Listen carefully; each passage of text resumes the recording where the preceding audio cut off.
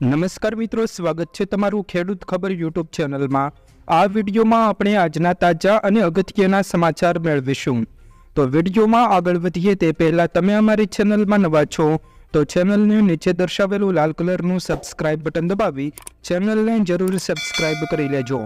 તો ચાલો મિત્રો, આજનો આ વિડીયો શરૂ કરીએ। આજના સૌપ્રથમ મુખ્ય સમાચાર જોઈએ તો આગામી 3 દિવસ ભારેથી અતિભારે વરસાદની આગાહી। મિત્રો, 2 દિવસથી વરસાદની રાહત બાદ હવામાન વિભાગે આગામી 3 દિવસ સુધી ગુજરાતમાં ભારેથી અતિભારે વરસાદ અને વાવાઝોડી સ્થિતિની આગાહી આપી છે। મિત્રો, આજે ગુજરાતના અલગ અલગ જિલ્લામાં ભારે વરસાદ પડશે।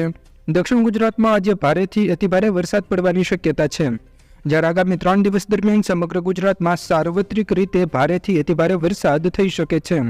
આ દરમિયાન દરિયાકાંઠાના વિસ્તારોમાં 40 થી 45 કિલોમીટર પ્રતિ કલાકની ઝડપે પવન ફૂંકાશે, જેના પગલે માછીમારોને આગામી 5 દિવસ સુધી દરિયો ન ખેડવાની સૂચના પણ હાલમાં હવામાન વિભાગે આપી છે। મિત્રો, આગામી 24 કલાક દરમિયાન સૌરાષ્ટ્ર, ઉત્તર ગુજરાત, મધ્ય ગુજરાત અને દક્ષિણ ગુજરાતમાં ભારેથી અતિભારે વરસાદ પડશે। ત્યારબાદના મહત્વના સમાચાર તરફ આગળ વધીએ। ભારત બંધનું એલાન કરવામાં આવ્યું। મિત્રો, વાત કરીએ તો અનામત પર સુપ્રીમ કોર્ટના ચુકાદા સામે દલિત સમુદાયના લોકોએ 21મી તારીખે ભારત બંધનું એલાન આપ્યું છે। ઉલ્લેખનીય છે કે માયાવતી, ચંદ્રશેખરથી લઈને ચિરાગ પાસવાને તેનો વિરોધ કર્યો છે। એનડીએના સહયોગથી સંગઠનો પણ તેના વિરોધમાં છે। સુપ્રીમ કોર્ટે SC/STના કોટામાં પેટા કોટા બનાવવાનો અધિકાર રાજ્યોને આપ્યો હતો। મિત્રો, વાત કરીએ તો બસપાની પ્રમુખ માયાવતીએ જણાવ્યું હતું કે એક રીતે અનામતને ખતમ કરવાનો પ્રયત્ન થઈ રહ્યો છે। આમ મિત્રો, વાત કરીએ તો ભારત બંધનું એલાન હાલમાં 23 તારીખે કરવામાં આવ્યું હતું, પરંતુ તે તારીખ બદલાવીને હાલમાં 21 તારીખે દલિત સમુદાય દ્વારા 21મી તારીખે ભારત બંધનું એલાન કરવામાં આવ્યું છે। ત્યારબાદના મહત્વના સમાચાર તરફ આગળ વધીએ તો રેશન કાર્ડ ધારકોને 450 રૂપિયામાં LPG સિલિન્ડર મળશે।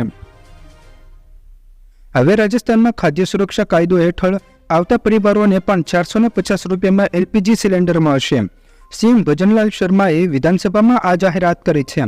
મિત્રો, વાત કરીએ તો અગાઉ ઉજ્જવલા યોજના અને BPL પરિવારોને માત્ર 450 રૂપિયામાં ગેસ સિલિન્ડર આપવામાં આવતો હતો, પરંતુ હવે રાશન લેતા એટલે કે રાશનમાં ઘઉં લેતા પરિવારોને પણ આ લાભ મળશે। એટલે કે રાજસ્થાનમાં હવે માત્ર 450 રૂપિયામાં LPG સિલિન્ડર આપવામાં આવશે। ત્યારબાદના મહત્વના સમાચાર તરફ આગળ વધીએ તો પશુપાલકો માટે ખુશ ખબર આવી। મિત્રો, વાત કરીએ તો રાજ્ય સરકારે ખેડૂતો માટે રાહતના સમાચાર આપ્યા છે। મિત્રો, વાત કરીએ તો આ યોજના હેઠળ રાજ્યમાં દર મહિને તેમની ગાય માટે ખેડૂતોને 900 રૂપિયા નાણાકીય સહાય સરકાર દ્વારા પૂરી પાડવામાં આવશે। એટલે કે વાર્ષિક 10,800 ચૂકવવામાં આવશે। આ યોજના હેઠળ દરેક ખેડૂતોને વધુમાં વધુ 4 ગાય માટે સહાય પૂરી પાડવામાં આવશે। ગુજરાત પશુપાલન વિભાગ દ્વારા આ માહિતી સત્તાવાર વેબસાઇટની મુલાકાત કરીને આપવામાં આવી હતી, અને મિત્રો, તમે સત્તાવાર વેબસાઇટની મુલાકાત લઈને ઓનલાઈન રીતે પણ અરજી કરી શકો છો। આ યોજના માટે અરજી કરવાની અંતિમ તારીખ પણ સામે આવી નથી। આમ મિત્રો, વાત કરીએ તો પશુપાલકો માટે ખુશ ખબર આવી છે, કારણ કે મિત્રો, વાત કરીએ તો સરકાર દ્વારા ખેડૂતોને પ્રતિ ગાય માટે ગાયના નિભાવ માટે પ્રતિ મહિના 900 રૂપિયા આપવામાં આવશે। ત્યારબાદના મહત્વના સમાચાર તરફ આગળ વધીએ તો ખેડૂતો માટે મોટી જાહેરાત કરવામાં આવી। મિત્રો, વાત કરીએ તો વર્ષ 2023ના પહેલા કુદરતી આપત્તિઓથી થયેલા નુકસાનના વળતર રૂપે 137 કરોડ રૂપિયાની જાહેરાત કરવામાં આવશે। હરિયાણામાં રાજ્યના મુખ્યમંત્રી નાયબ સૈનીનું કહેવું છે કે સરકાર હવે MSP પર 14ની જગ્યાએ 24 પાકોની ખરીદી કરશે। 10 નવા પાકોને MSP પર ખરીદવાનો નિર્ણય કેન્દ્ર સરકારની જેમ લેવામાં આવ્યો છે। ખેડૂતોને વીજળી નિગમો દ્વારા કોઈપણ શુલ્ક વગર ટ્રાન્સફોર્મર બદલવાની સુવિધા પણ પ્રદાન કરવામાં આવશે। આમ મિત્રો, વાત કરીએ તો ખેડૂતો માટે ખુશ ખબર ગણી શકાય છે। ત્યારબાદના મહત્વના સમાચાર તરફ આગળ વધીએ તો વહાલી દીકરી યોજના શરૂ કરવામાં આવી। મિત્રો, વાત કરીએ તો ગુજરાતમાં વર્ષ 2019માં વહાલી દીકરી યોજના લાગુ થઈ હતી। છેલ્લા 5 વર્ષમાં આ યોજના હેઠળ 2.37 લાખથી વધુ દીકરીઓની નોંધણી થઈ ચૂકી છે, જેમાં ગરીબ પરિવારોની દીકરીઓને જન્મથી લઈને 18 વર્ષ સુધીની થાય ત્યાં સુધીની સરકાર સહાય આપે છે। હવે આનો લાભ 2025 અને 26માં પણ મળશે। લાભાર્થી દીકરીને 18 વર્ષની ઉંમર સુધીમાં 4,000થી લઈને 1 લાખ રૂપિયા સુધીની સહાય આપવામાં આવશે। આમ મિત્રો, વાત કરીએ તો વહાલી દીકરી યોજના હેઠળ 1 લાખ રૂપિયા સહાય આપવામાં આવશે।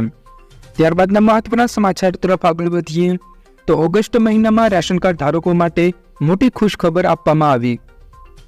મિત્રો વાત કરીએ તો જન્માષ્ટમીના તહેવાર નિમિત્તે રાશન કાર્ડ ધરાવતા કુટુંબોને પ્રતિ વ્યક્તિ દીઠ 2 કિલોગ્રામ ઘઉં, 2 કિલોગ્રામ ચોખા તથા 1 કિલોગ્રામ બાજરી વિનામૂલ્યે તથા અંત્યોદય રાશન કાર્ડ ધારકોને કુટુંબના કાર્ડ દીઠ મહત્તમ ઘઉં 15 કિલો, ચોખા 15 કિલો તથા બાજરી 5 કિલો એમ કુલ 35 કિલો અનાજનું વિતરણ વિનામૂલ્યે કરવામાં આવશે. સાથે વધારાની ખાંડ પણ મળશે. અંત્યોદય તથા બીપીએલ રાશન કાર્ડ ધરાવતા કુટુંબોને કાર્ડ દીઠ 1 લીટર સિંગતેલનું પાઉચ 100 રૂપિયા તેમજ 100 રૂપિયા પ્રતિ કિલો છણા તેમજ મિત્રો વાત કરીએ તો તુવેર દાળ 50 રૂપિયા કિલો અને ડબલ ફર્ટિલાઇઝ મીઠું 1 કિલોગ્રામના 1 રૂપિયા દીઠ વિતરણ કરવામાં આવશે. એટલે કે જન્માષ્ટમીના તહેવારને જોતા રાશન કાર્ડ ધારકોને વધુ લાભ આપવામાં આવશે. ત્યારબાદના મહત્વના સમાચાર તરફ આગળ વધીએ તો વિનેશ ફોગાટે કુસ્તીમાંથી લીધો સંન્યાસ. મિત્રો વાત કરીએ તો પેરિસ ઓલિમ્પિકમાં ગોલ્ડ મેડલ જીતવાનું સપનું ચકનાચૂર થતા વિનેશ ફોગાટે કુસ્તીને અલવિદા કહી દીધું છે. ભારતની સ્ટાર રેસલર વિનેશ ફોગાટે ઓલિમ્પિકમાંથી અયોગ્ય જાહેર થયા બાદ ગુરુવારે નિવૃત્તિની જાહેરાત કરી છે. તેણે એક્સ પર એક ભાવુક પોસ્ટ શેર કરી છે.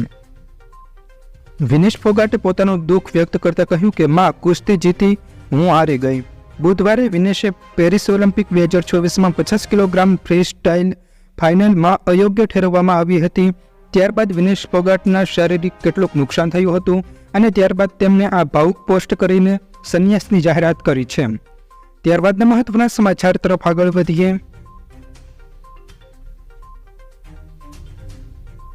તો ગુજરાત વનરક્ષક ભરતીને લઈને મોટા સમાચાર. મિત્રો વાત કરીએ તો વનરક્ષકની ભરતીને લઈને ભૂપેન્દ્ર પટેલ સરકારનો મહત્વનો નિર્ણય. ભરતીમાં 8 ગણાને બદલે હવે 25 ગણા ઉમેદવારોને તક આપવાનો નિર્ણય કરવામાં આવ્યો છે.